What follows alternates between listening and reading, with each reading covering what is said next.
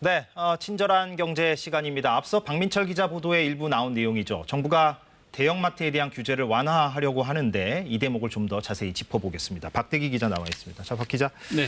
자, 이제 정부는 큰 틀에서 대형마트 규제를 좀 완화해보겠다라는 것 같고. 네. 그런데 이제 첫 번째 쟁점이 의무 휴업을 없애느냐 마느냐인 것 같아요. 근데 이거를 이제 대통령실에서는 온라인 투표를 통해서 좀 여론을 좀 확보해보겠다, 뭐 그런 의도였다고 봐야 됩니까? 어떻습니까? 예, 당초에는 아마도 그런 의도로 투표를 하지 않았냐 이런 우려가 나오고 있는 상황이고요.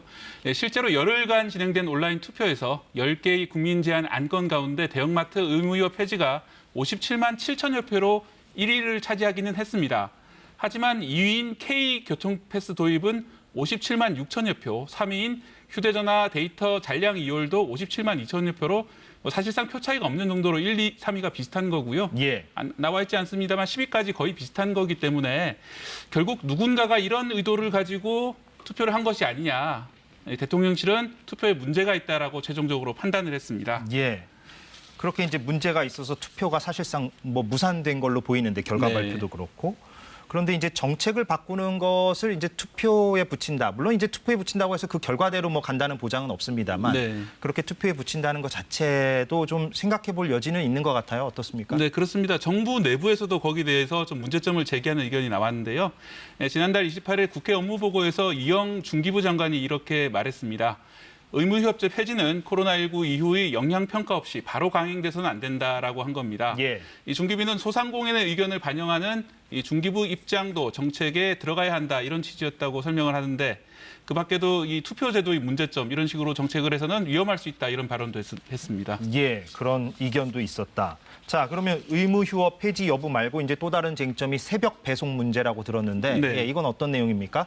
네, 지금도 대형마트에서 새벽 배송을 하고 있는 거 아니냐 이렇게 알고 계신 분들도 많이 있습니다만 예. 이 법적으로는 대형마트가 새벽 시간대 배송을 하는 것은 금지할 수 있도록 돼 있습니다.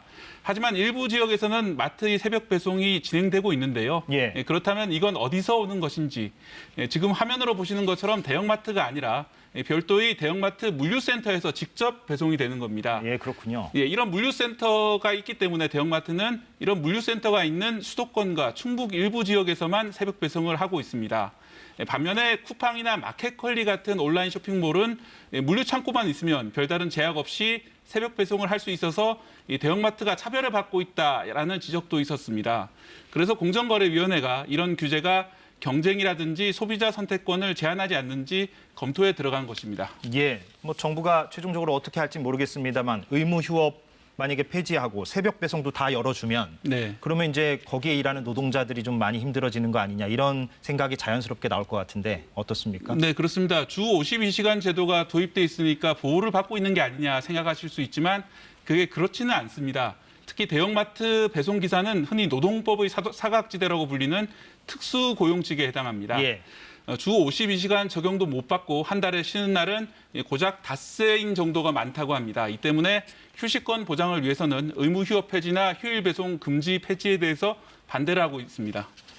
그럼 만약에 정부가 이렇게 규제 완화를 한다고 치면 네. 법을 바꿔야 됩니까? 어떻게 해야 됩니까? 지금 두 가지 규제를 제가 말씀드렸는데요. 의무휴업일 폐지 같은 경우에는 법 개정이 필요한 사안입니다. 예. 다만 새벽 배송이 가능하기 위해서는 이 법 개정이 필요한지 아닌지 좀 애매한 그런 상황입니다.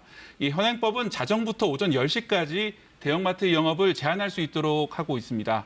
이 법제처가 이 조항을 근거로 이 새벽에 배송하는 것도 영업을 하는 것으로 유권 해석을 내려서 금지를 하고 있는 것인데요. 예. 이 법 해석만 달라지면 될지 아니면 따로 법 개정이 필요한지는 좀 논란이 있는 부분입니다. 하나는 법을 개정해야 되고 하나는 좀 애매하다 이런 얘기인데 네. 어찌됐건 간에 그러면 법을 바꾼다 치면 지금 국회가 여소야대잖아요. 민주당의 분위기는 어떻습니까? 지금 이와 관련해서? 예, 민주당은 아직 통일된 당론이 나온 것은 아닌데요. 상당히 좀 부정적인 그런 발언을 하고 있는 의원들이 많습니다. 이 국회 다수당이 민주당이 만약 당론으로 거부할 경우에는 의무휴업일 폐지가 불가능해 보입니다. 민주당 의원 중에는 이 폐지와는 반대로 대형마트 영업 규제를 더 강화하는 개정안도 발의했습니다. 예. 또 대형마트 영업시간 제한 범위를 밤 10시부터 다음 날 10시까지 늘리자거나 또 복합 쇼핑몰이나 백화점, 면세점 등도 규제 대상에 포함하자는 방안이 발의돼 있습니다. 예. 이처럼 오히려 규제가 강화되기를 주장하는 의원들도 많기 때문에 국회로 넘어오면 또 한 번 여야 간의 뜨거운 쟁점이 될 걸로 예상됩니다. 예, 그렇겠군요. 그런데 이제 소상공인들이라든가 전통시장 상인들은 이런 규제 완화를 뭐 달궈하지 않을 거 아니겠습니까? 어떻습니까? 네, 당연히 반발하고 있는 상황이고요. 예. 하지만 이제 그동안 많이 제기됐던 주차 문제라든지 시장 환경 문제 그리고 뭐 찾고 싶은 특색 있고 경쟁력 있는 시장 점포를 가꾸는 문제 등은 지속해서 사실 사람들 사이에서 제기됐던 문제들입니다. 실제로 모범적인 전통시장의 경우에는 여전히 활기를 유지하고 있지만 또 소상공인과 전통시장의 변신도 중요한 그런 일입니다. 대형마트 위주로 규제가 이루어지다 보니까 식자재 마트나 온라인 쇼핑은 상대적인 이익을 그동안 보고 있었습니다. 이런 부분에서도 공정한 경쟁을 위한 규제 정비가 필요해 보입니다. 예, 잘 들었습니다. 박대기 기자였습니다. 수고했습니다.